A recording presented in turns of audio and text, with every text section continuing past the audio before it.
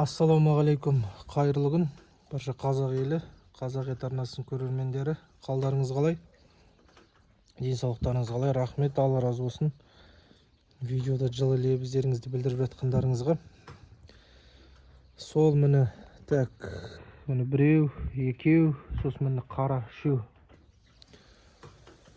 3 жасар, 2 және 3 жасар ісек дейді ғой. Ісек дейма, сек дейма, бір ауызбен айтқан кезде қыстырылған, жүмәлаға алынып тастаған қошқарлар. Жалпақ, әрі, денелі. Осында үшеу әкеліп қойдық. Мына ұрғашы тоқтылардың арасына жемдерін жеп рахаттанып жатыр. Өздері бордақыда тұрған малдар ғой. Ендігі кезекте айтып кететін жағдай. Әргі қорада қора ыстық қойларға дейді. Иә, дұрыс айтасыз, қойларға қора ыстық. Сондықтан Алланың қалауымен бұйыртса, осы қойлардың қасына, бұл жерге емес, мына жақ жанына қорадағы қойларды алатын боламыз, Алланың қалауымен. Яғни ол қойлар күн суық кезде қораға кірген болатын. Ол кезде қатты ыстық болмады. Енді бұйыртса, қазір міне қар жауды далада. Қазір осы қар еріп, күн бұйыртса, жылығаннан кейін 1-2-3 күннің ішінде осы жаққа Құдай қаласа аламыз. Бірінші сұраққа жауап бере кеттім деп ойлаймын. Екіншіден, неге қырықпайсың дейді. Қырқу білмеймін, келіп қырқып бересіздер ма деп айтсам қалай болады. Қой жүні көтерілмей, оны қырқу қиын, бір ауызбен айтқан кезде. Оны обалына қаласың, бостан босқа жүнін жұлып, бытшытқып, ауыртып. Яғни қой кішкене жем жеп, денесіне май бітіп, қой көтерілген кезде, оның жүні де қырқуға ыңғайлы болады. Сондықтан Алланың қалауымен, Аллах қаласа, сол жүні кішкене көтерілгеннен кейін, чуть-чуть семіргеннен кейін аз-маз сол кезде қырқатын боламыз. Екінші сұрақтарыңызға жауап бере кеттім деп ойлаймын. Тағы бір көрерменім жазыпты. Қой сағыз шайнап күйіс қайтарып тұрады. Яғни неге күйіс қайтармай тұр, неге жем бермейсің дейді. Бір ауызбен айтқан кезде, жылқы малы болсын, жылқы үйездейді.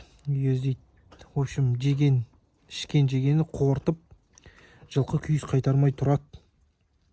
Ал қой және сиыр малдар күйіс қайтарады. Бұлар енді бір ауызбен айтқан кезде ішкен жегендерін олар әрдайым күйіс қайтарып тұра бермейді ғой. Кішкене жатады, одан кейін барып күйіс қайтарады дегендей ғой. Асықпай күйіс қайтарады, енді бұларға айтпайсың ғой, күйіс қайтар деп. Күйістерін қайтарады, шөптерін жейді. Енді мен 2 мезгіл шөп, 2 мезгіл жем, 1 мезгіл шөп берем.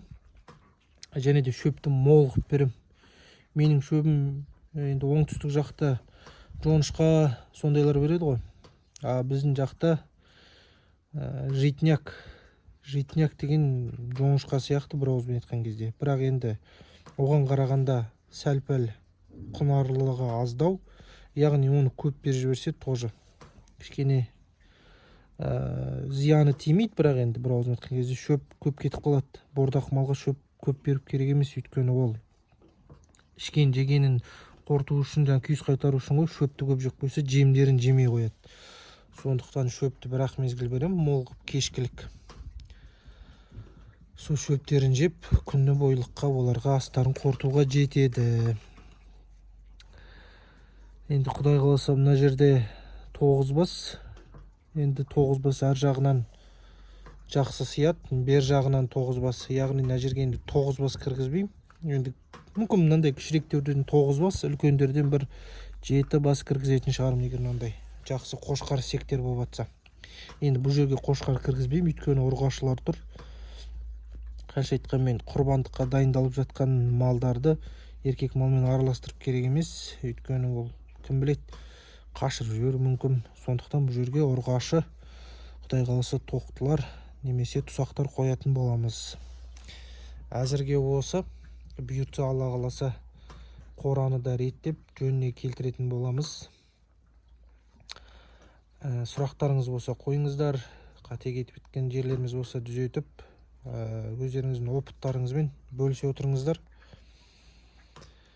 Енді маған бір ауызбен айтқан кезде мынандай астаулар аса қатты ұнамайды.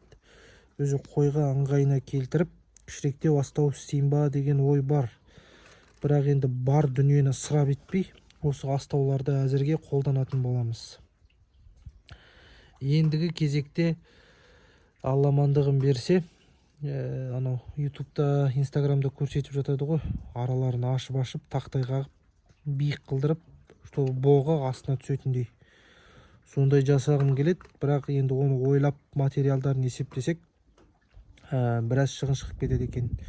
Біз енді қарапайым шаруашылықпен айналысып жатқаннан кейін бізде ондай асып жатқан ақша жоқ. Сондықтан әзірге осындай жерлерде бордақы жасайтын боламыз. Так, ендігі кезекте Алла қаласа, бүгін мына қошқарды сойып қоя жаздағам негізі. Мына секті.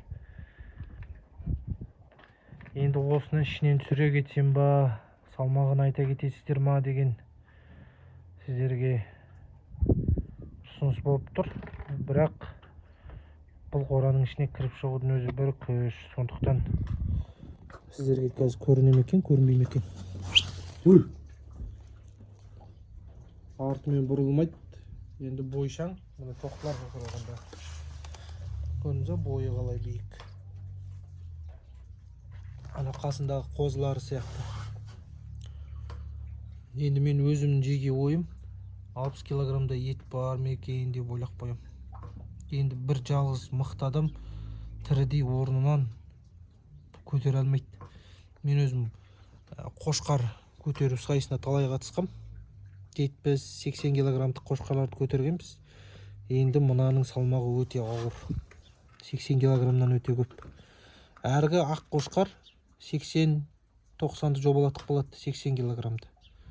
Ана қара да жобалатып қалады. Ал мына енді чересшур ауыр. Көтере алмадым орнынан. Әрең көтердім бір ауызбен айтқанда.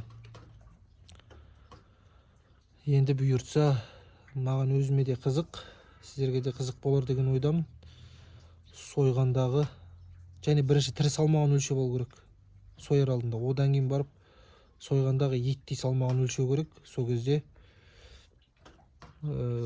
көреміз, қанша пайызбен ет береді екен, қалай болады екен. Мен өзім алдында бір қойды өлшедім. Өзім ойладым, 37 килограмм ет береді екенсің ғой деп. Тура түстім, 36-та 800 берді. Енді бұны мен өзім жобаммен 60 килограмм деп жобалатып тұрмын. Енді одан асып кетпесе, бірақ 70 килограмм жоқ. Сол 60 пен 65 сондайдың арасы деп ойлаймын. Бұл қошқа нелер, сектер маған 145 мың теңге ақшадан келді. Округлять етіп домалақтай 145 мың теңгеден алдым. Ендігі жағдай бұлар құрбандыққа. Қарапайым халық бұны бұлай қарасаңыздар 250 мың теңгеге ала алмайды. Ендігі қазіргі нарықтағы еттің бағасымен есептесек 250 мыңның ар жақ бер жағы ақша шығарады. Егер асып кетпесе одан. Асып кетуі де мүмкін. Сондықтан бұлар құрбандыққа қарапайым адамның қалтасынан ұратын болғандықтан бұны салмақпен базарға өткізетін шығармыз. Бір ай толық жемдеймін. Әзірге сойыла қоймау керек. Бір ай толық жемдеймін ба деп тұрмын. Бір ай, бір жарым ай. Сол құрбандыққа тіреледі ғой, бір ауызбен айтқанда. Сол кездегі нақты салмағын көреміз. Қазір бидай, кебек бір жарым айда Аллах қаласа бір 10 килограммдай, 15 килограммдай қосып қалуы мүмкін. 70 килограмм, 80 килограммға тақалтуы мүмкін. Мүмкін 70 килограмм беретін шығар енді. Алла біледі. Сондықтан Аллаға тәуекел етіп, бордаққа қойып, семіртіп соятын боламыз. Келесі кездескенше аман сау болыңыздар. Еліміз аман, жұртымыз тыныш болсын. Осындай семіз қошқарлар көп болсын баршамызда.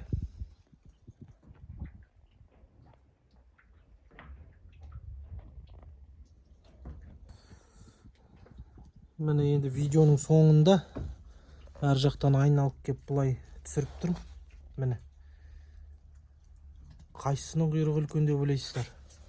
Енді мынаған қарағанда жастау, бір жас кіші мынадан. Әлде бір 6 ай кіші ма? Білмеймін. Мынаның құйрығы әлділеу сияқты мынаған қарағанда.